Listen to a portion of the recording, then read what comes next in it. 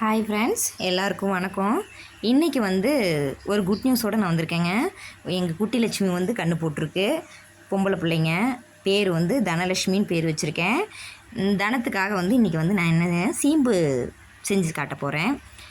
பாலை ஃபஸ்ட்டு ஒரு பாத்திரத்தில் ஊற்றிக்கிங்க. அதில் தேவையான அளவு வெல்லம் போட்டுக்குங்க.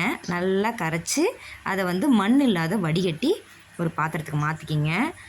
அது கூட ஏலக்காய் தூள் ஒரு ஸ்பூன் மிளகுத்தூள் போட்டுக்குங்க. ஒரு பிஞ்ச் அளவு உப்பு போட்டுக்குங்க. நல்லா கலந்து இட்லி பாத்திரத்தில் வச்சு நல்லா வேக வச்சு எடுத்துக்கோங்க. அதை பீஸ் போட்டு குழந்தைகளுக்கு பரிமாறலாம். இது புரோட்டீன் அதிகமாக இருக்கிறதுனால குழந்தைங்க அதிகமாக சாப்பிட்டா செரிமான கோளாறு வரும் அப்படின்னு சொல்லுவாங்க. அப்படியெல்லாம் இல்லைங்க. இதில் மிளகுத்தூளும் உப்பும் சேர்த்துருக்கிறதுனால சீம்பு நல்லா சாஃப்டாக இருக்கும், இறுக்கமாக இருக்காது. இது எங்கள் பாட்டிமா சின்ன வயசுலேருந்தே எங்களுக்கு செஞ்சு கொடுக்குற மெத்தடு. இதை நான் உங்களோட ஷேர் பண்ணுறேன்.